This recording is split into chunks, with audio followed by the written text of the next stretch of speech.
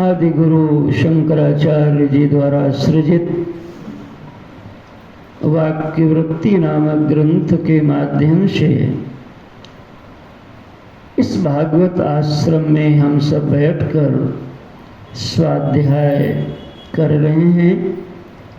जिस क्रम में आज छठे दिवस पर पुनः हम सब मिल रहे हैं, तब व्यासपीठ आप सभी का स्वागत करती है, अभिनंदन करती है। कल तक हम सब ने यह देखा कि आचार्य ने पहले त्वम पद का शोधन कराया और फिर तत्पद का शोधन कराया। अब यहाँ से 80 पद का शोधन प्रारंभ होता है। हम लोग एक बार पाठ करते हैं 37वें श्लोक से। तत्त्वं पदार्थो निर्णीतो, तत्त्वं पदार्थो निर्णीतो, तत्त्वं पदार्थो निर्णीतो, तत्त्वं पदार्थो निर्णीतो, वाक्यार्थः चिन्त्यते धुना, वाक्यार्थः चिन्त्यन्ते धुना, तादात्म्यत्र वाक्यार्थः, तादात्म्यत्र वाक्यार्थः, तयोरेव पदार्थयोः, तयोरेव पदार्थयोः, संसर्गो वा विशिष्टो वा, संसर्गो वा विशिष्टो वा, वाक्यार्थो नात्र सम्मतः, वाक्यार्थो नात्र सम्मतः, अखण्डैकरसत्वेन, खण्डैकरसत्वेन, वाक्यार्थो विदुषां मतः, वाक्यार्थो विदुषां मतः, प्रत्यग्बोधो य आभाति, प्रत्यग्बोधो या भाति, सो अद्वैनन्दलक्षणः, हो अद्वैनन्दलक्षणः, अद्वयानन्दरूपश्च, अद्वयानन्दरूपस्य, प्रत्यग्बोधैकलक्षणः, प्रत्यग्बोधैकलक्षणः, इत्थम् अन्योन्यतादात्म्यम्, नित्यम् अन्योन्यतादात्म्यम्, प्रतिपत्तिर्यदा भवेत्, प्रतिपत्तिर्यदा भवेत्, अब्रह्मत्वं त्वमर्थस्य, ब्रह्मत्वं त्वमर्थस्य, व्यावर्तेत तदैव हि, व्यावर्तेत तदैव हि, तदर्थस्य च परोक्षम्, तदर्थस्य च परोक्षम्, तदर्थस्य च पारोक्ष्यम्, तदर्थस्य च पारोक्ष्यम्, यद्देवं किं ततः शृणु, यद्देवं किं ततः शृणु, पूर्णानन्दैकरूपेण, पूर्णानन्दैकरूपेण, प्रत्यग्बोधोऽवतिष्ठते, प्रत्यग्बोधोऽवतिष्ठते, त्यग्बोधोऽवतिष्ठते। बोधोवतिष्ठते। अब तृतीय पद पर चिंतन प्रारंभ हो रहा है। क्या प्रतिपाद्य विषय है, पहले दृष्टांत में उसको बुद्धिगत करो। वाक्य क्या है? तत्त्वम् असि, तत्त्वमसि। ठीक है, सभी लोग सीधे देखें, जो नोट बना रहे हैं वो बनाएं भी, लेकिन ध्यान इधर भी रहे। फिर से बोलें आप सब, क्या वाक्य है मुख्य? तत्त्वम् असि। इस वाक्य के माध्यम से चिंतन कराया जा रहा है।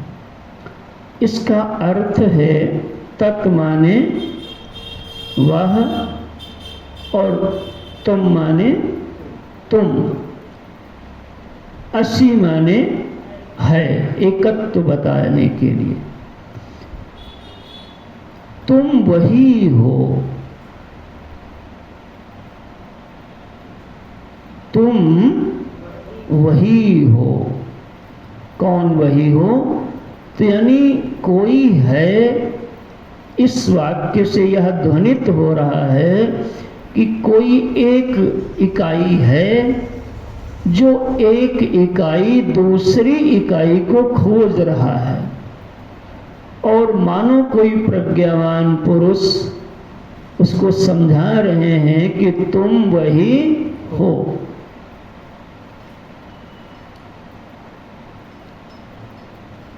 एक दृष्टांत देता हूं, बात को साफ और थोड़ा तुम्हारी बुद्धि को ग्राह्य हो इसलिए। एक बार एक गांव में एक बालक का जन्म हुआ। तो बालक का जब जन्म हुआ, ये हमारे शास्त्रों का बड़ा प्रसिद्ध दृष्टांत है। तो बालक छोटा था और बड़ा हुआ, धीरे धीरे 4-5 वर्ष का हुआ, अपने पैरों पे चलने लगा, गोल मटोल, बड़ा प्यारा, ना दाढ़ी ना बाल, मतलब दाढ़ी आड़ी नहीं, बाल तो होते हैं सर में भाई। तो उस समय उसका नाम देवदत्त रखा गया। फिर कुछ ऐसी घटना हुई कि वो बालक किसी मेला में गया और वो मेला में बालक खो गया। उसके बाद अब वो देवदत्त कहाँ चला गया, कहाँ चला गया, कहाँ चला गया, खोजे मिला नहीं। बहुत वर्षों के बाद, 50 वर्ष बाद,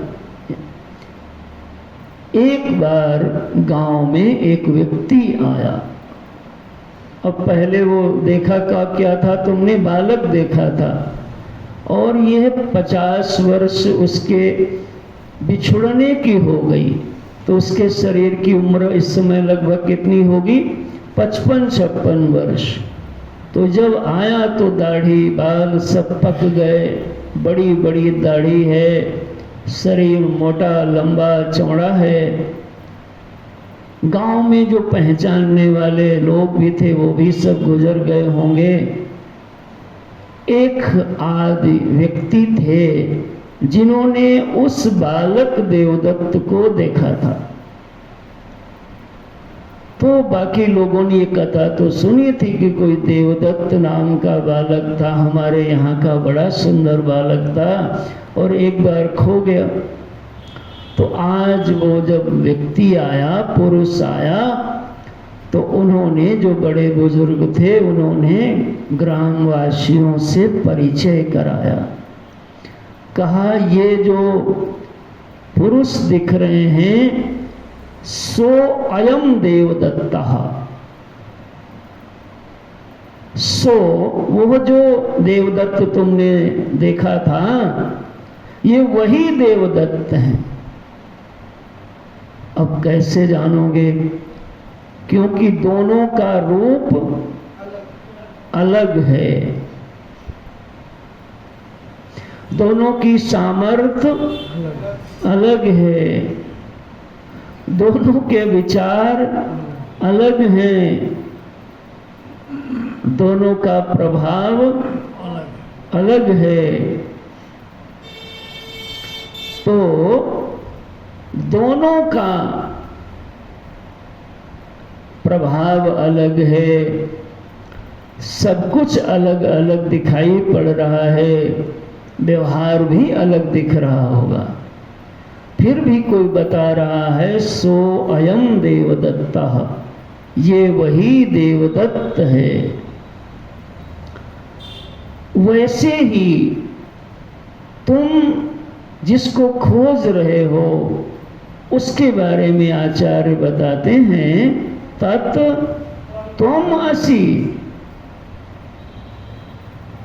अब इसमें जो समस्या है वो समस्या है बाह्य उपाधियों के साथ देखने की आदत जो बनी है हमारी आपकी। हम किसी चीज को देख ही तब पाते हैं जब उसमें कुछ नाम कुछ रूप मिलाया जाए, कोई गुण मिलाए जाए। बिना नाम रूप के हटा के हम देख नहीं पाते।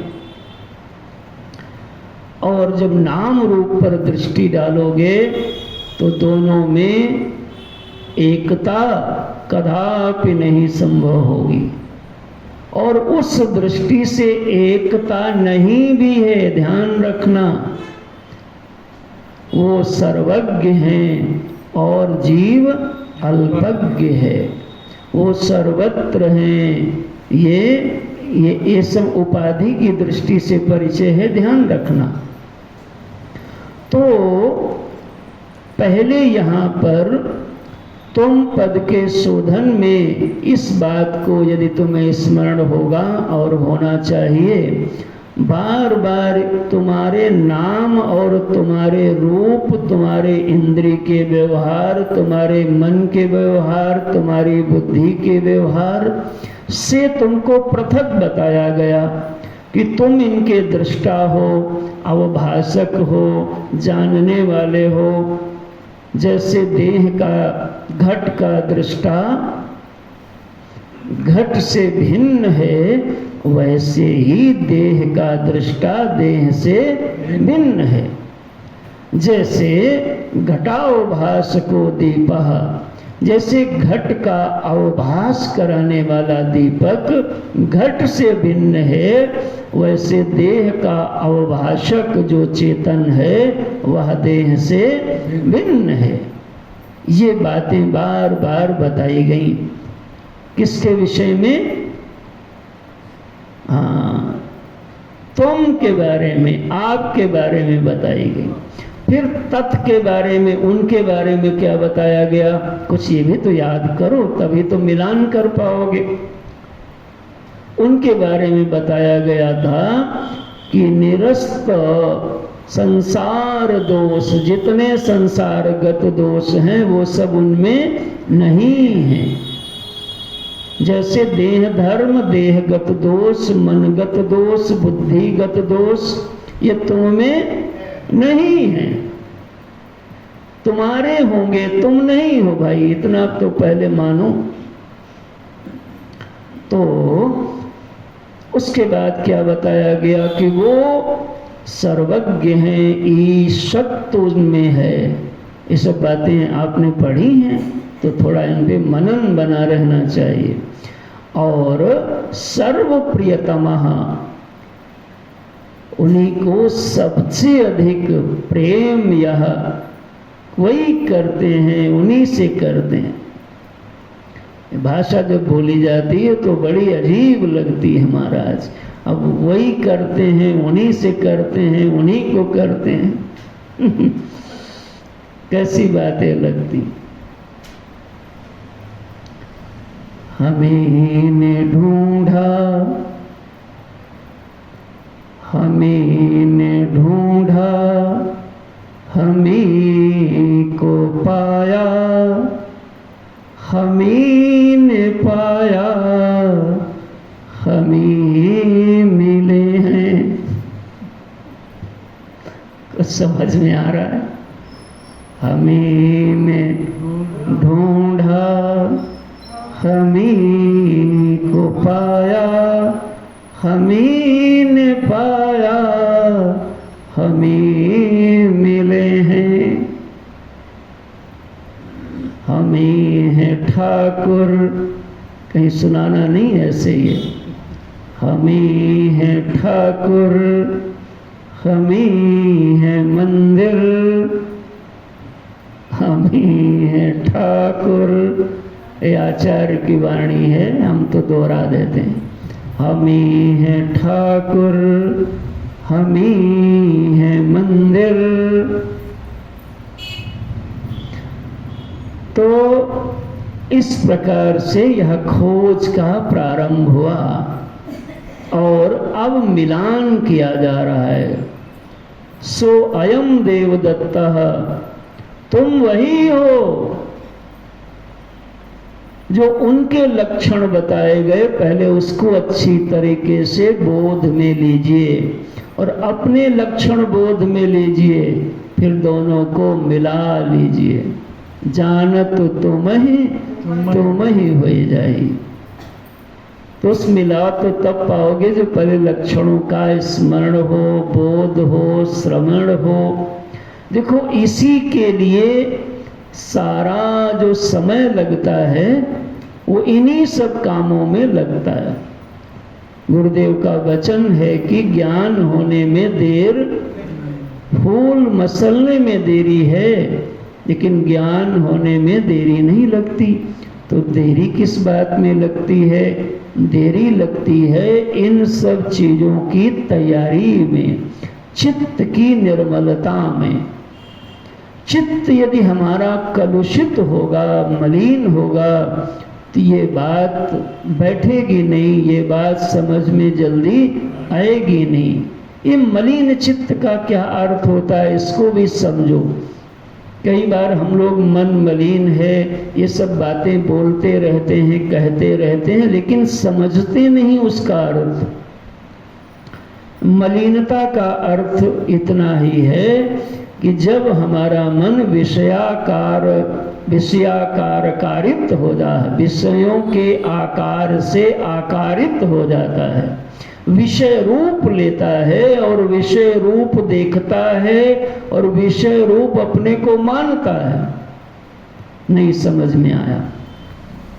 जब हमारे मन में बाहर के नाम रूप के प्रति आसक्ति होती है, उसमें सुख बुद्धि होती है कि इससे सुख मिल जाएगा, तो उसी की याद करते हो, तो आपके मन में जगत के नाम, जगत के रूप, जगत के लोग, जगत की बातें, जगत की देख रहे हो।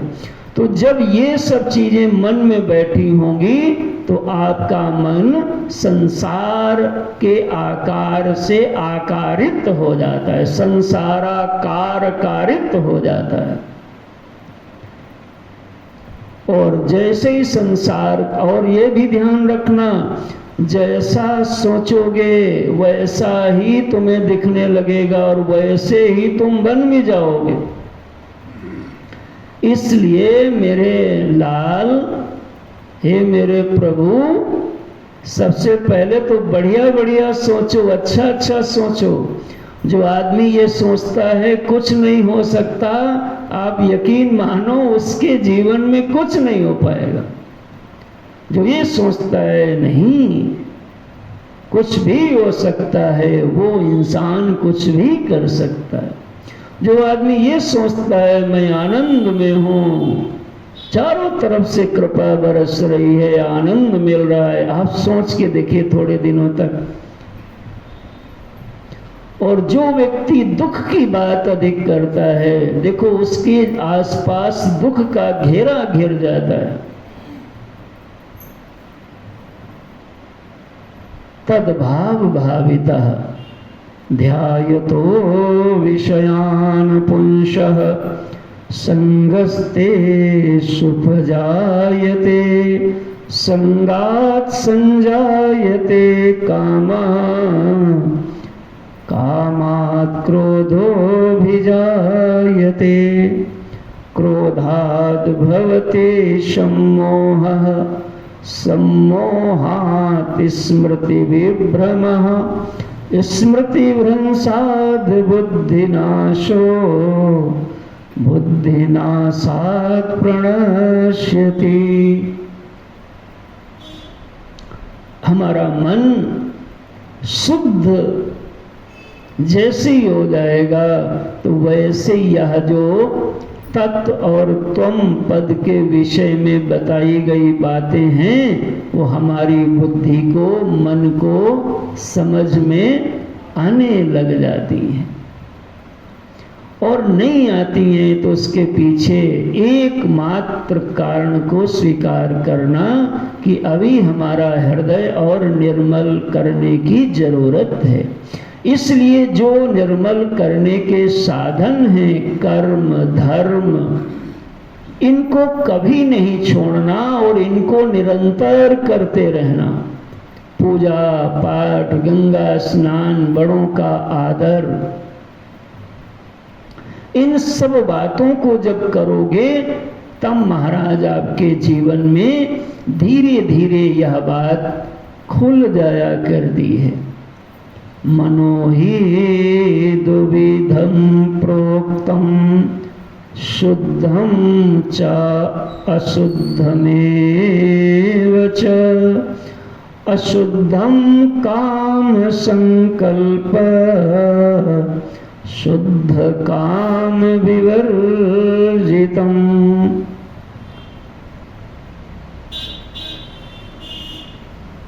अमृत बिंदु उपनिषद का यह पहला मंत्र है। दो प्रकार का मन है। देखो, कोई बात कही जाए तो प्रमाण सहित हो तब बात ठीक है, वो आदरणीय बात बनेगी। देखो, इसको अच्छी तरीके से समझ लो। अशुद्धम काम संकल्पः, पूरा अर्थ ही कर देता हूं। मनो ही दुविधम प्रोक्तम, प्रोक्तम माने कहा गया है। दुविधम माने दो प्रकार का मन कहा गया है। कौन कौन? शुद्ध मन और अशुद्ध मन। तो अशुद्ध मन कौन है? तो कहा अशुद्धम काम संकल्पः, जिस मन में कामना माने संसारगत इच्छा, गाड़ी की, घोड़ा की, ऐसा कौन है जिसमें नहीं होती होगी? तो होती होगी, लेकिन यही निरंतर जिसमें बना हुआ है महाराज, ठसा ठस यही इच्छा भरी है, तो वो तो मन बहुत ही अशुद्ध है। बेटा बेटी, कपड़ा, मकान, और आप सब जानते हो इनका परिणाम क्या होता। मैं निरंतर इस पर कुछ न कुछ रोज बोल रहा हूं। तो जब हमारे मन में संसार के काम, संसार के नाम, संसार के रूप, संसार से सुख की इच्छा, संसार सुखी कर देगा ये बुद्धि, इस प्रकार की चीजें चित्त में भरी होती हैं, तो उसी चित्त का नाम होता है अशुद्ध मन, अशुद्ध चित्त। तो शुद्ध क्या है? तो कहा शुद्ध काम विवर्जितम, जिस मन में संसार का काम न हो, मतलब कामात्मक इच्छाएं ना हो, वही शुद्ध मन है। देखो, ध्यान रखना, नाम रूप दोनों में आएगा। अब कोई भगवान लड्डू गोपाल को सजा रहा है, खूब बढ़िया से बंगला बनाया, गर्मी में खस का पंखा लगाया, भोग लगाया, आरती गा रहा है, तो ध्यान रखना उसका चित्त कैसा हो जाएगा? भगवताकार हो जाएगा। कोई अपने गुरुदेव का स्मरण कर रहा है तो उसका मन भगवताकार हो जाएगा। कोई शास्त्र का चिंतन कर रहा है तो भगवताकार हो जाएगा। कोई नाम जप रहा है, माला जप रहा है, तो उसका चित्त भगवताकार हो जाएगा। लेकिन कोई राग द्वेष का चिंतन कर रहा है, कोई बहू बेटा पड़ोसी और लड़ाई दंगा का चिंतन कर रहा है, तो उसका मन कैसा हो जाएगा? संसाराकार हो जाएगा। तो संसाराकार जितना अधिक मन बना रहेगा उतना ही मन अशुद्ध होता चला जाएगा। और भैया जितना मन भगवताकार होता चला जाएगा उतना ही मन तुम्हारा शुद्ध होता चला जाएगा। देखो, तुम्हारे द्वार पर, तुम्हारे घर में कोई कूड़ा डाले तो आप डालने दोगे? नहीं डालने दोगे। तो इस मन में क्यों कूड़ा डलवाते रहते हो? दुनिया के प्रपंच, राग, द्वेष, ठीक है भाई, नहीं काम चलता तो जितना जरूरी बात है उतना सुन लो, बाकी जल्दी से इससे अलग हो जाओ और अपने मन को पूजा के द्वारा, नाम जप के द्वारा, कीर्तन के द्वारा, शास्त्र चिंतन के द्वारा, गंगा स्नान के द्वारा, तीर्थ गमन के द्वारा, कथा के द्वारा, सत्संग के, अच्छा, शुद्ध काम तभी होंगे जब शुद्ध संकल्प होंगे।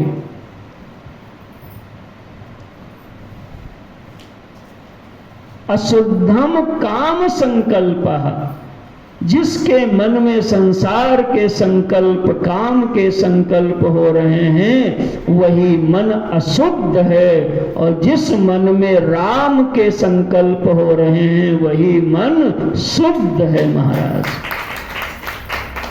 इसलिए निरंतर रोटी पानी भी बनाओ, घर में रहो बहू बेटा के साथ जहां भी रहते हो, लेकिन हमारे संतों ने तरीका बताया कि कर से कर्म करहु विधि नाना, कर से कर्म करहु विधि नाना, कर से कर्म करहु विधि नाना, कर से कर्म करहु विधि नाना, मन राखहु जहाँ कृपा निधाना, मन राखहु जहाँ कृपा निधाना, मन राखहु जहाँ कृपा निधाना, मन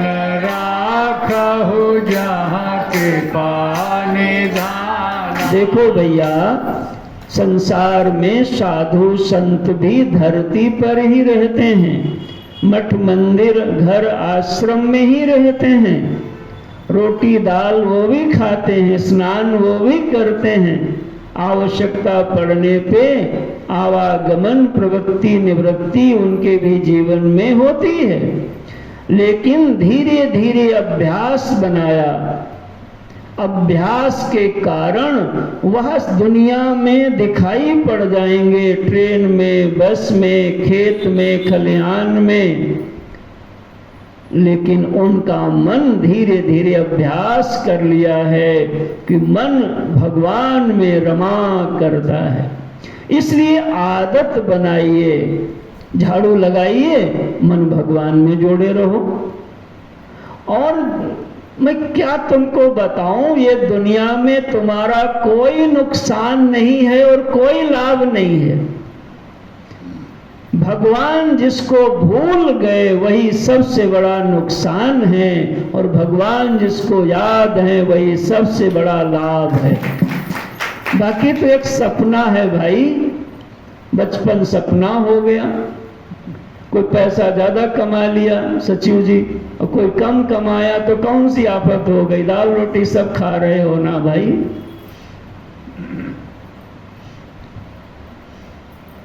यही कारण है कि सो अयम देवदत्तः तत्त्वम असि। यदि मन हमारा संसाराभिमुखी होगा, अर्थात नाम रूप में ही आसक्त होगा, यही सत्य है जो दिख रहा है, तो फिर यह जो अर्थ है अभिधारित नहीं होगा प्यारे। इसके लिए ही चित्त को शुद्ध करना बहुत आवश्यक है। इसलिए बार बार कई बार लोग कहते हैं हम तो भजन घर में भी भजन करो, लेकिन केवल घड़ी में बैठे रहोगे तो कितने दिन तक भजन करोगे? सच्चाई से बोलो। जैसे तालाब में काई होती है ना, तो काई को थोड़ा हाथ से ऐसे हटाओ, देखा है कि नहीं, तो काई हट जाएगी। तो आदमी को भ्रम हो जाता है कि अब तो काई हट गई, बस तुम हाथ निकाल के देखो अभी फिर काई छा जाएगी।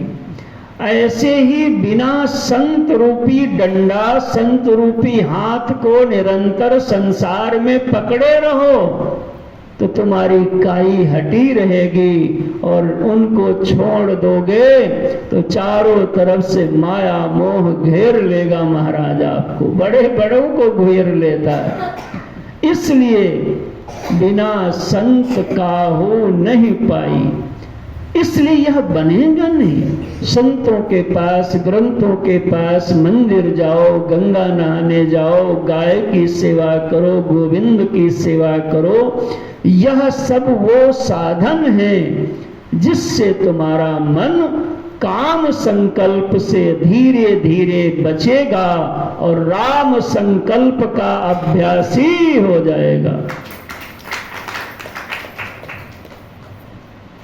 जीवन देखो, कुछ लोग ऐसे जो भगवान के लिए थोड़ा कुछ भी त्याग नहीं कर पाते, क्योंकि उनका संसार संकल्प है, काम संकल्प है, और संसार के लिए महाराज पार्टी करते हैं, बड़े बड़े लाखों रुपए का कराते हैं सब, लेकिन भगवान के लिए थोड़ा भी करने के लिए उनकी हिम्मत नहीं पड़ती है, मगर भाव नहीं है।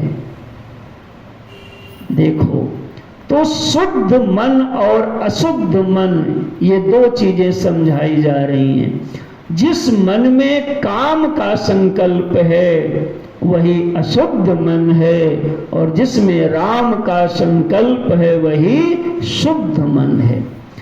इस मन को देखो, जैसे कोई कांच का जार हो ना, तो कांच का जार तो एक वस्तु को रखने का पात्र मात्र है, पात्र का दोष नहीं है।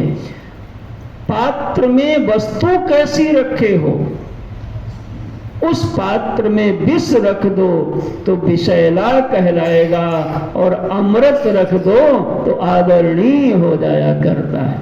अंतःकरण जड़ है, उसमें एक संसार डाल दोगे तो संसारी कहलाएगा, और भगवान को ले आओगे तो भक्तिमय बन जाएगा। हे भक्तजनों, इस प्रकार से ये बातें समझो। हम आपको तीसरे पद 80 पद के शोधन का प्रसंग बता रहे हैं, लेकिन ये चूंकि कैसे डाइजेस्ट होगा, कैसे धारित होगा आपकी बुद्धि में, उसका साधन भी बताऊं, यह भी व्यासपीठ की जिम्मेदारी और कर्तव्य भी है। हमारे आचार्यों ने साधनों की बड़ी चर्चा किया। एक दिन मैंने बताया था कि पूरी साधना में लगभग 7 सूत्र ही अप्लाई किए जाते हैं हमारे सनातन धर्म में। कितने? 7। चर्चा मैंने किया था, याद कर लो पुनः, कोई हानि नहीं होगी, लाभ ही होगा। पहला था अधिकारी, पहले योग्य बनो, चाहो उसको। फिर गुरु उपसदन, फिर गुरुदेव के पास, गुरुजनों के पास जाइए। देखो भैया, बिना उनके होगा नहीं। उसके बाद वहां जाकर के तत्पद त्वम पद का शोधन करो। ये बड़ी शास्त्रीय भाषा में मैं आपको बोल रहा हूं। ये जो भी आप सुनते हो, ये दरअसल बात वही है। तुमने संसार को सुना है, अब भगवान को सुनो। तो जब सत्संग सुनते हो तो सत्संग में केवल 2 ही बिंदुओं की बात होती है। देखो, पूरे सत्संग में एक तो भगवान की बात होगी, एक तुम्हारी बात होगी, और तुमसे और भगवान के मिलने की बात होगी। तो कोई 2 ही धरातल है, त्वम पद शोधन, तत्पद शोधन, और दोनों में ऐक्य, मिलने की बात बताई जाएगी। तो ये तीसरा हो गया। तत् त्वम पद शोधन, त्वम पद शोधन, तत्पद शोधन, ये तीसरा हो गया। चौथा क्या था? इस शोधन में विरोध बुद्धि करेगी। ये कैसे हो सकता है? जैसे उन्होंने कहा ये कैसे देवदत्त हो सकते हैं, क्यों देवदत्त तो बालक था और ये बूढ़े हो गए, उनके तो दाढ़ी नहीं थी, इनके तो दाढ़ी बड़ी लंबी लंबी है, उनका शरीर वैसा था, इनका शरीर ऐसा है, तो ये देवदत्त नहीं हो सकते। लो ये भी सिद्ध हो गया, और ये भी सिद्ध हो जाएगा कि ये वही देवदत्त हैं। दोनों बातों को सिद्ध करने की शैली है, विज्ञान है। तो तुम ईश्वर से अलग हो, यह भी सिद्ध कर दूंगा, और तुम उनसे एक हो, यह भी सिद्ध कर देंगे। यही गुरुदेव का काम होता है गुरुजनों का। कैसे पृथक हो यह भी वो जानते हैं, और कैसे एक हो यह भी जानते हैं। गुरु उसको नहीं कहते जो ज्ञान को जानता हो, गुरु उसको कहते हैं जो अज्ञान को भी जानता हो और ज्ञान को भी जानता हो। तो देखें आप, विषय पर हम लोग रहें और आप सुनते जाएं। तो विरोध परिहार, बुद्धि में विरोधात्मक तर्क आएंगे, उनका परिहार किया जाएगा, यानी समाधान किया जाएगा। जब बैठोगे, बार बार चिंतन करोगे, पूछोगे, तब गुरुदेव गुरुजन बताएंगे। कितने हो गए भाई? 4 ही हुए अभी तक। एक के विचार, एक के विचार डालो, फिर विरोध परिहार आएगा। तो कितने हो गए? 5 हो गए। फिर आएगा साधन। साधन की बात थोड़ी समझ लो, इसको हम थोड़ा बताना चाह रहे हैं, तभी मैंने ये चर्चा लाई बीच में। ये जो साधन होते हैं भक्तजनों, साधन माने होता है जो हमको एक स्थान से दूसरे स्थान पर पहुंचा दे, उसको कहते हैं साधन। जैसे आप यहाँ पर बैठे हो और आपने बस में बैठ लिया, तो बस में आप बैठ जाओ, उसके बाद आप दूसरे स्थान पर पहुंच जाओगे। तो जो हमको एक स्थान से दूसरे स्थान पर पहुंचा देता है, उसको कहते हैं साधन। तो वाह्य साधन तो आप जानते हो, हाथी, घोड़ा, बस, रेलगाड़ी आदि। भीतर भी इस जीव को ईश्वर तक ले जाने वाला रेलगाड़ी नहीं है। नहीं तो आप पूछो महाराज कौन सी बस से बैठ के जाएं, तो भीतर भी एक साधन है, उनको बोलते हैं जो अंतःकरण है। तो अंतःकरण के अंतर्गत, अंतःकरण के रूप में साधनता मानी गई कि यह भी पहुंचा देता है हमको। तो इसमें 4 साधन करना चाहिए सभी को धीरे धीरे। ये 4 साधन ही पूरी साधना को पूरा करा देगा। भारी तो नहीं हो रहा, भारी हो रहा तो 2 मिनट भगवान का नाम ले लो। प्रेम से हरि का नाम बोलो, प्रेम से हरि का नाम बोलो, प्रेम से हरि का नाम बोलो, प्रेम से हरि का नाम बोलो। सीता सीताराम बोलो, सीता सीताराम बोलो। तो देखो आप, पहला साधन का नाम बताया जाता है परंपरागत साधन। परंपरागत साधन क्या होता है?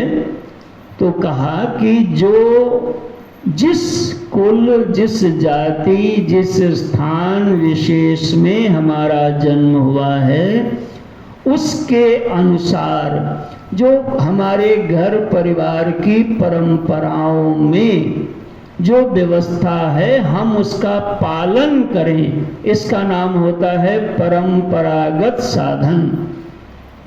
आप हिंदू हैं तो चोटी रखें, तिलक लगाएं, दिवाली, नवरात्रि, शिवरात्रि, रामनवमी आप मनाएं, ये परंपरागत साधन है।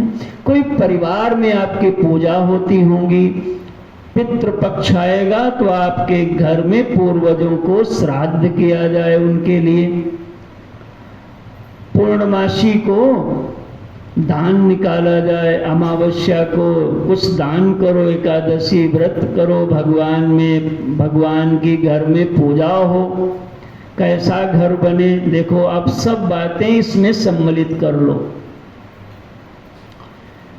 गाय माता आई, उनकी रोटी निकालो, गोग्रास, कोई संत महात्मा आ गए उनका सत्कार करो, कहीं यज्ञ है थोड़ा उसमें सहयोग करो, कोई आश्रम है उसके संचालन में कोई अपना भी योगदान करो, कहीं कोई श्रेष्ठ काम हो रहा है, बावड़ी मंदिर कुछ निर्माण हो रहा है, आप भी अपनी आहुति लगाएं।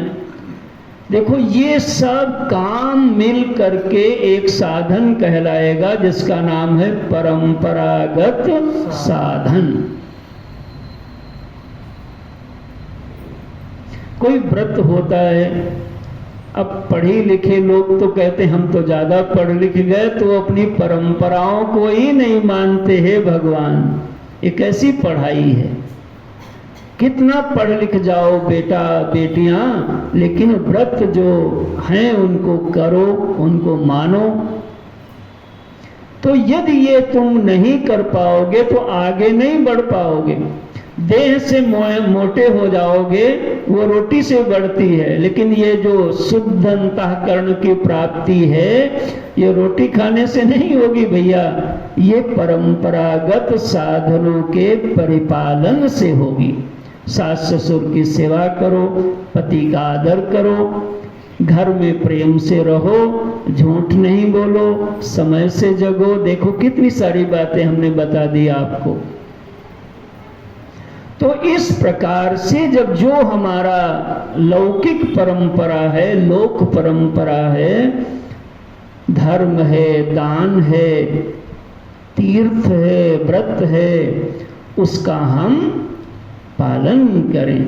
और दिवाली आई हम घर से नहीं निकलते, होली आई हम कुछ करते ही नहीं है, शिवरात्रि आई का हमें क्या करना, गुरु पूर्णिमा आ गई का हमको क्या करना है। नहीं तो तुमको कुछ नहीं करना तो तुमको कुछ मिलेगा भी नहीं भैया। तो इस प्रकार से जब हम लोक परंपरा में, कुल परंपरा में, समाज में जो हमारी परंपराओं से प्राप्त नियम हैं उनको हम पालन करें, ये शास्त्र की आज्ञा है। इसके लिए एक शब्द बनाया गया, परंपरागत साधन। ठीक है, आगे चलें। दूसरा होता है बहिरंग साधन। हाँ देखो माताएं लोग, कोई बात नहीं, आपको सुनते सुनते आ जाएगा। दूसरा साधन का नाम क्या बताया, थोड़ा बोलो आप। बहिरंग साधन। बहिरंग माने जो बाहरी साधन है उसको कहा गया बहिरंग साधन। कैसे आएगा बहिरंग माने, एक ये भी बात है कि एक अंतरंग साधन बताया जाएगा, तो उस अंतरंग साधन और बहिरंग साधन में भेद करने के लिए ये नाम जोड़ दिया गया, बहिरंग और अंतरंग। ये होते दोनों भीतर ही हैं, ये समझ के रखना। तो अब दूसरा नंबर का साधन मैं बता रहा हूं, नाम तुम एक बार फिर से लो। बहिरंग साधन। ये क्या होता है, इसी को कहते हैं साधन चतुष्टय। साधन चतुष्टय की जो संपन्नता है इसी को बोलते हैं बहिरंग साधन। विवेक हो, वैराग्य हो, समाधि षट संपत्ति हो, इसमें 6 चीजें, सम दम उपरति तितिक्षा श्रद्धा समाधान और चौथा मुमुक्षुत्व। तो ये 4 चीजें जब जीवन में आती हैं तब इन चारों चीजों मिला करके इसको नाम दिया गया बहिरंग साधन। बात साफ हो रही है भाई? तो जरा मोड़ी ओड़ी हिलाते तो चलो, हम इतनी मेहनत से समझा रहे हैं आपको, ठीक है? तो कितने साधन बताया? 2, जरा जोर से बोलो, हमें लगे कि आप अच्छे से सुन रहे हैं। तीसरा साधन होता है जिसको बोलते हैं अंतरंग साधन। अंतरंग साधन में 3 ही साधन है, श्रवण, मनन और निदिध्यासन। उसी को भागवत में कहा, श्रोतव्यः तस्मात् भारत सर्वात्मा भगवान ईश्वरो हरिः श्रोतव्यः कीर्तितव्यश्च। उनका कीर्तन करो, यानी जो सुना है उसको बोलो, उसका वर्णन करो, उसको बताओ। वो गद्य में भी हो सकता है, पद्य में भी हो सकता है। ये उनका कीर्तन ही हो रहा है, ये भी कीर्तन है। कीर्तन माने होता है उनकी कीर्ति का वर्णन किया जाए, वही कीर्तन कहलाता है। तो अंतरंग साधन में 3, श्रवण, मनन और निदिध्यासन। श्रवण किसी श्रेष्ठ महापुरुष से जो श्रोत्रिय हों, जिन्होंने शास्त्र आदि को सुना है, गुरु परंपरा से शास्त्र का ज्ञान है, ठीक है ना भाई? धोती से काम नहीं चलेगा, दिमाग से काम चलेगा।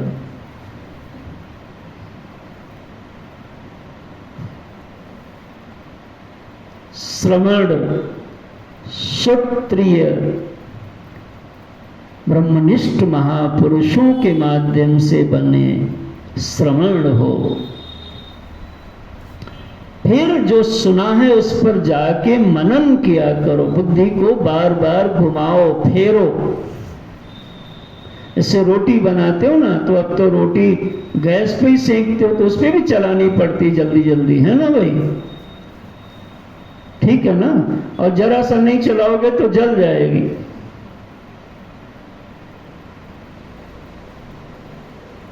तो जैसे रोटी चलानी पड़ती, ऐसे मन को चलाओ जो सुना है उस पर। जाके संध्या काल में जब टाइम थोड़ा पा जाओ तो पूजा आरती के बाद माला जप करो, थोड़ा बैठो 5 मिनट और देखो आज मैंने क्या सुना। उस पर आपका पूरा बुद्धि मन जा सकता है क्या, या कितना जाएगा? अभ्यास करोगे तो आप पूरा का पूरा आपके मन में उतर जाएगा। इसको मनन कहते हैं। और फिर वैसा ही जीवन बन जाए, ये निदिध्यासन हो जाएगा। तो ये बहिरंग साधन हो गया। तो अंतरंग साधन हुआ। चौथा साधन होता है साक्षात साधन। ये क्या होता है? इसी को नाम सुना होगा, अखंडाकार वृत्ति, कृष्णाकार वृत्ति। ब्रजांगनाओं की कैसी वृत्ति है? कृष्णाकार वृत्ति है। गोस्वामी जी की कैसी वृत्ति है? रामाकार वृत्ति है। हमारे भाष्यकार भगवान की कैसी वृत्ति है?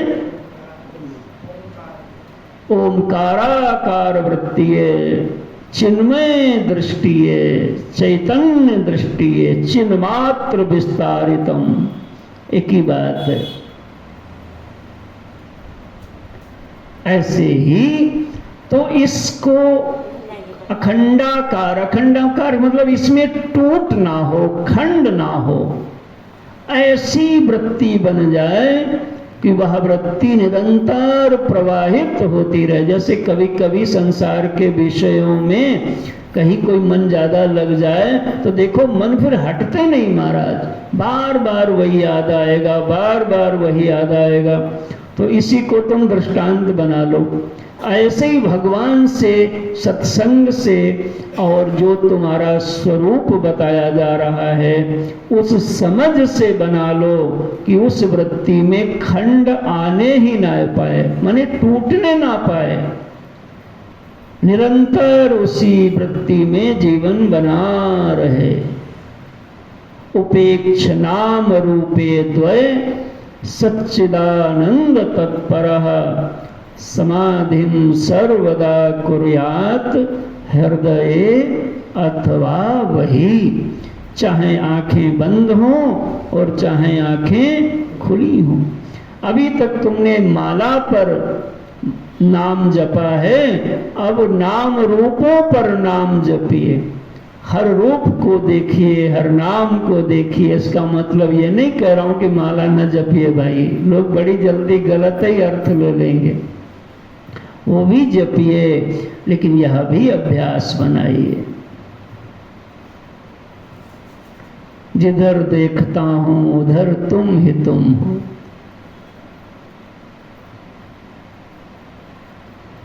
इस स्थिति का नाम है अखंडाकार वृत्ति, और इसी का नाम है साक्षात साधन। बस यह वृत्ति तक तुम पहुंच जाओ तो बस इस वृत्ति के बाद आगे साधना का सीमा खत्म हो जाती है। इसी सीमा तक ही पुरुषार्थ है, आगे तो उनकी कृपा ही आपको पहुंचा देगी। मैंने आपको यह भी विषय बता दिया कि कैसे मनुष्य शुद्ध होगा और कैसे साधनों के क्रम का उपयोग करते करते इस साधन पर पहुंचो। चौथा साधन है साक्षात साधन, मतलब सीधे बस मुलाकात अब करा देंगे। कौन कराएगा? अखंडाकार वृत्ति, रामाकार वृत्ति। हटता नहीं मन। नारद जी से ब्रजांगनाओं ने पूछा था, नारद जी आप ये बताओ कि हमारा मन कृष्ण से कैसे हटे। हम लोग पूछते हैं कैसे लगे, तो धन्य भागी है। भगवान शिव जब कथा सुनाते हैं तो पुण्य मन बाहर कीन, तो भगवान कथा सुनाने के लिए अपने मन को थोड़ा बाहर निकाले। और हमारा मन कहाँ रहता है? भीतर आता ही नहीं, कभी हमसे मिलता ही नहीं, कभी हमारी उसकी मुलाकात ही नहीं होती है। तो हे मेरे नाथ, यह जो 80 पद का शोधन है ये साक्षात साधन का स्वरूप है। जिसने ये 3 पूर्व के कर लिया होगा उसमें घटित हो जाएगा, और अगर नहीं है तो उसको पूरा करते रहो और सुनते और समझते रहो। 80 पद माने वही हूं, उस भाव धारा का अब प्रवाह हो जाए, सजातीय वृत्ति प्रवाह। यही है साक्षात साधन का स्वरूप। तो देख लो इस श्लोकों को। संसर्गो वा विशिष्टो वा वाक्यार्थो नात्र सम्मतः। नात्र सम्मतः क्या नहीं सम्मत है? तो कहा ये जो संसर्ग बताया जाता है, तुम्हारा यहाँ हो गया है वहाँ हो गया है, यह भी बात विदुषाम न सम्मतः, वेद सम्मत नहीं है, और विशिष्टता भी वेद सम्मत नहीं है। ठीक है, तो क्या सम्मत है? अखंडैक रसक्तेन वाक्यार्थो विदुषाम मतः। नीचे की पंक्ति देखा?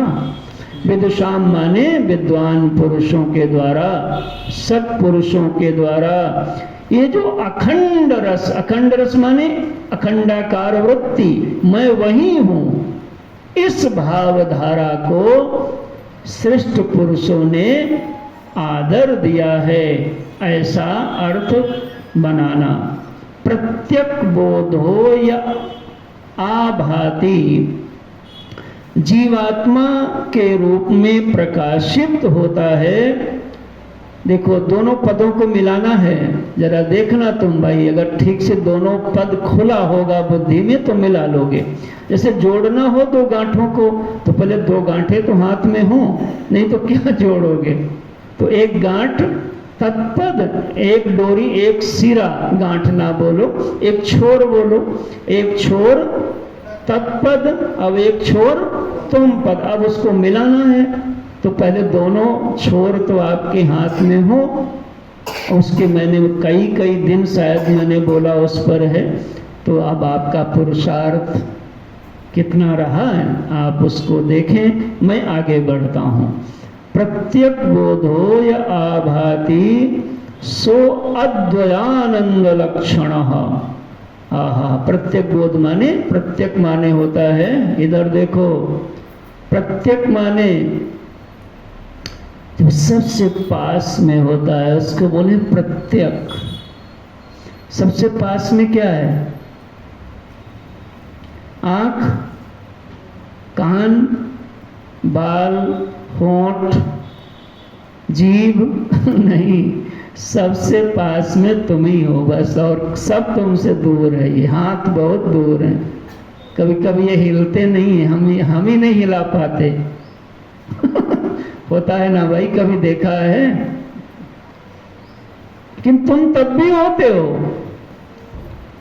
बेहोश हुए हो ना भाई कभी, कोई लोग कि नहीं हुए हो, नींद वाला तो समझ लो, समझ पाओ तो कभी कभी बेहोश हो जाते हो, तो तुमको पता है मैं हूं उस समय, लेकिन उस समय क्या हो रहा है हमको पता नहीं है। कहते हमको कुछ पता ही नहीं चला महाराज, उसके बाद अब पता चला। तो देखो अब बहुत गहराई में नहीं चलना है। तो अद्वयानंद रूपस्य प्रत्यक बोधैक लक्षण, क्या बता दिया कि जो जीवात्मा के रूप में आपने बात समझी, वही अद्वय आनंद लक्षण वाला तथा अद्वय आनंद स्वरूप, मतलब वो जो तत्पद में बताया था आनंद की, आनंद सत्ता, अति प्रियता बताई गई थी, वैसे ही इस तम पद में भी वह दोनों एक है, उसमें कोई अंतर नहीं है। उपाधि में दो, संसर्ग और विशिष्टताओं में भेद है, उपाधि में भेद है। फिर कहा इस प्रकार एक दूसरे के साथ परस्पर तादात्म्य बोध होता है। जब परस्पर किसके साथ तादात्म्य बोध हो गया? तुम पद ने, तुम माने जीव ने देह से कर लिया, तो आब्रह्मत्वम मतलब जड़ता का भाव आने लगता है, और यदि इससे तादात्म्य खत्म हो जाए तो ब्रह्मत्व का यानी चेतना का भाव उदित हो जाएगा, चेतना को आप समझ जाओगे। और तत्पद के अर्थ में देख लो, वो परोक्ष लगता है कि कहीं वो ईश्वर हमसे दूर है। तो कहा दूर क्यों लगता है? क्योंकि आप अपनी देह के कारण यहां मान रहे हो, तो उपाधि के कारण वो वहां लगता है और तुम यहां लगते हो। अगर ये उपाधि का भेद समाप्त हो जाए तो उसकी जो परोक्षता है वह क्या होगी? खत्म हो जाएगी, और जीवात्मा ही, जीवात्मा अब नाम अभी ले लो, एक पूर्ण आनंद रूप में वही जीवात्मा आप प्राप्त आपको हो जाएगा। किस रूप में? अपूर्ण नहीं, जीवात्मा तो अपूर्ण को कहते हैं, लेकिन उसको समझ लेने से, उनको समझ लेने से पूर्णता की एहसास आपको बन जाएगा। आगे देख लो, ये वाला पढ़ा था कि नहीं हम लोगों ने? नहीं, अभी पढ़ा होगा। तत्त्वमस्यादिवाक्यं च तत्त्वमस्यादिवाक्यं च तादात्म्यं प्रतिपादने लक्ष्यो तत्त्वं पदार्थौ द्वौ लक्ष्यो तत्त्वं पदार्थौ द्वौ उपादाय प्रवर्तते उपादाय प्रवर्तते हित्वा द्वौ शबलो वाच्यो सबलो वाच्यो वाक्यं वाक्यार्थबोधने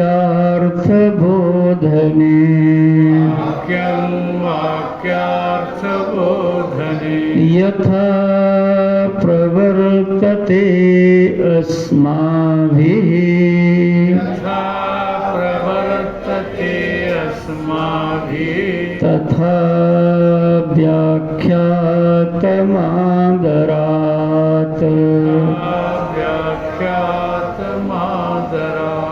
आलम्बनतया भाति आलम्बनतया भाति योऽस्मत् प्रत्ययशब्दयो प्रत्ययशब्दयो अन्तःकरणसम्भिन्न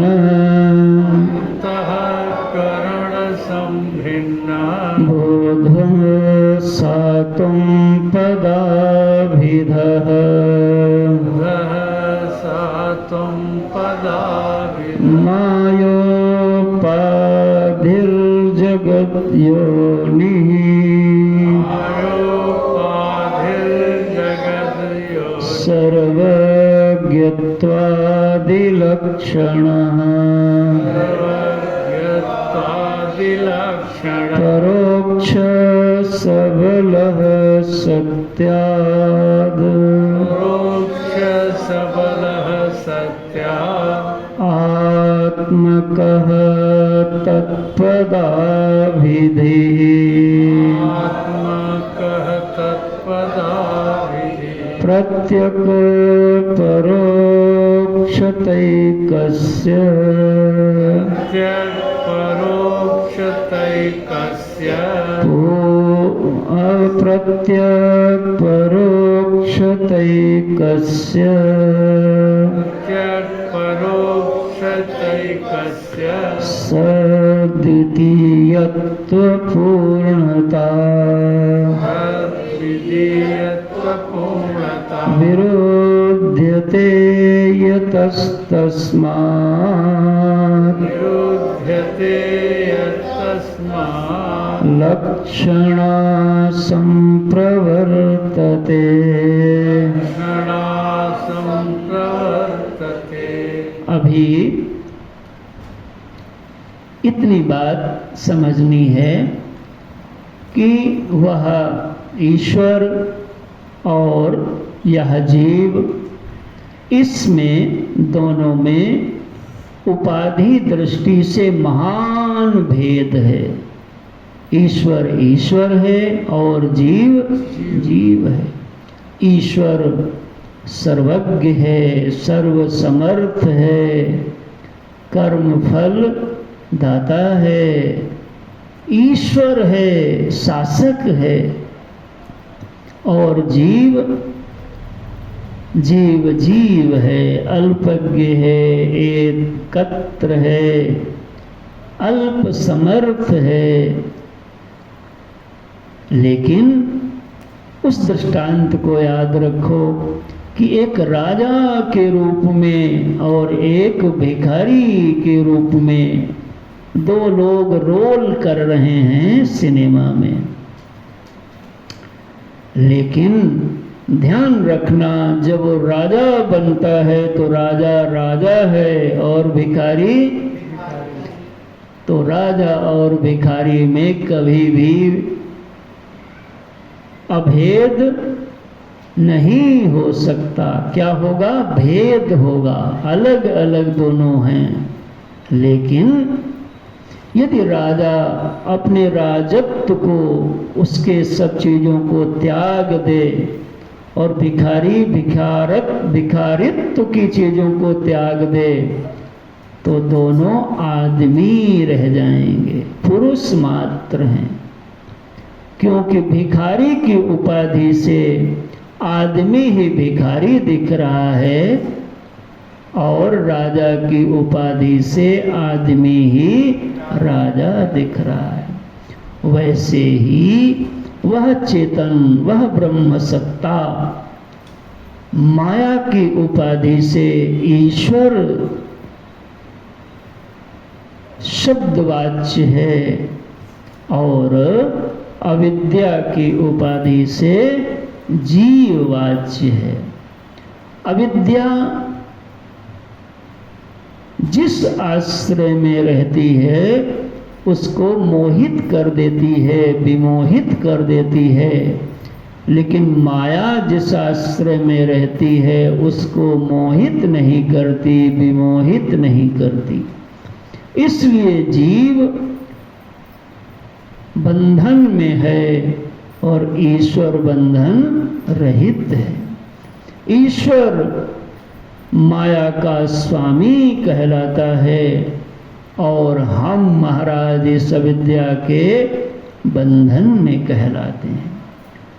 तो जिसको आचार्य की कृपा से, गुरुदेव की कृपा से, जैसे भिखारी और राजा का तुम्हें दृष्टांत में बोध हो गया, वैसे ही जिसको जीव और ईश्वर का बोध बना, वो उस माया की उपाधि को हटा ले और यह अविद्या की उपाधि को हटा ले, तो दोनों में एकत्व ही है, दोनों दो नहीं हैं।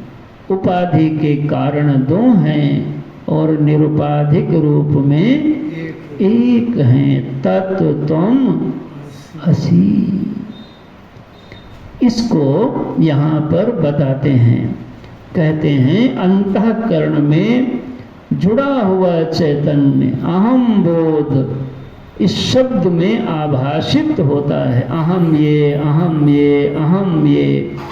अंतःकरण संभिन्न बोध, अंतःकरण से जो चेतन अलग है, वह चेतन जब अंतःकरण से जुड़ जाता है, तो यदि अंतःकरण में मलिनता है तो कहेगा मैं मलिन हूँ।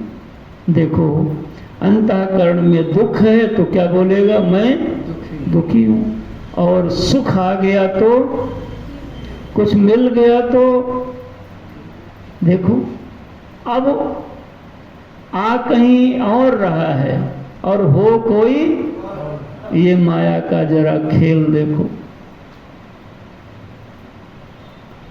जिह्वा ने खाया, लेकिन जिह्वा कभी नहीं कहती मैंने खाया। आँख ने देखा, कभी नहीं कहती मैंने खाया। हाथ ने काम किया, कभी हाथ कहता है मैंने बहुत काम किया। लेकिन कहने वाला अलग है, करने वाला अलग है। ये भी मजा देखो, है ना? काम शरीर करता है, थक आप जाते हो, क्योंकि आपका शरीर से तादात्म्य है। आपका कर्म से तादात्म्य हो के आप कर्ता बन जाते हो, भोग से तादात्म्य करके भोक्ता बन जाते हो, और बुद्धि वृत्ति के तादात्म्य से ज्ञाता बन जाते हो। यदि इस तादात्म्य को खोल लो तो ना तुम कर्ता हो, ना तुम ज्ञाता हो, ना तुम भोक्ता हो। काम तो करते ही रहो, बस कर्ता ना बनिए। समस्या कर्ता बनने में ही है, और जो कर्ता बनता है उसका तो फिर भर्ता भी बन जाता है महाराज। तो ये बात यहाँ इन श्लोकों में बताई गई, इसको आप समझ लें। अंतःकरण संभिन्न, अंतःकरण से जो भिन्न चैतन्य है यह जब अस्मद प्रत्यय शब्दयो उसका आलंबन लेकर के उससे देखो, जब अंतःकरण से जुड़ जाएगा तो अलग भान होगा। अब जब उससे इसको बोलेंगे अटैच हो जाना और डिटैच हो जाना, अपने को अलग कर लेना और जोड़ लेना। जब तादात्म्य कर लोगे तो अलग, और तादात्म्य खोल लोगे तो अलग दिखाई पड़ता है। आगे यहाँ पर अब एक युक्ति बताई जाएगी, बड़ी महत्वपूर्ण युक्ति है कि माया जिसकी उपाधि है, जो जगत का कारण है, जो सर्वज्ञता आदि लक्षणों से युक्त है, ये किसके बारे में बताया जा रहा? ईश्वर के बारे में। हाँ, तत्पद जो परोक्ष रूप से ज्ञात, किस रूप में? परोक्ष रूप में, यानी है, हम ऐसा मानते हैं, ज्ञात तथा परिभाषित होता है, जो सतचित आनंद स्वरूप है, वह ब्रह्म ही तत्पद का मुख्य अर्थ है। और तम पद का मुख्य अर्थ क्या बना था कि जो अंतःकरण से आज देखो देखो चूक जाओगे, जो तत्पद है वह ईश्वर माया की उपाधि से, माया को जुड़ करके ईश्वर कहलाता है, नियंता कहलाता है, सर्वज्ञ कहलाता है, कर्म फलदाता कहलाता है। ठीक है ना भाई? इन सब गुणों से, लेकिन सच्चिदानंद स्वरूप वह भी है। यह परिचय जो है वो तत्पद शोधन का अर्थ है। तो तुम पद शोधन का क्या अर्थ बना कि जो अंतःकरण में चेतन है, यानी जो अपरोक्ष चेतन है या प्रत्यक्ष चेतन, ऐसे बोलो, वह अंतःकरण से जुड़ करके, जैसे वह चेतन वहां से जुड़ के, तो यह चेतन यहां से जुड़ करके अहम बोध को प्राप्त कर लेता है। मैं हूं, यह त्वम पद का अर्थ है।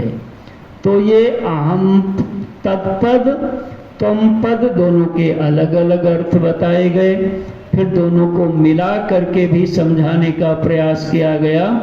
अब आगे कहते हैं, चूंकि एकत्व की प्रत्यक परोक्षता, यानी साक्षात तथा परोक्षता, सद्वितीयत्व, पूर्णत्व, द्वैत और पूर्ण, यानी एक चीज पूर्ण लग रही है और दूसरी चीज अपूर्ण लग रही है, एक परोक्ष लग रही है और एक साक्षात लग रही है।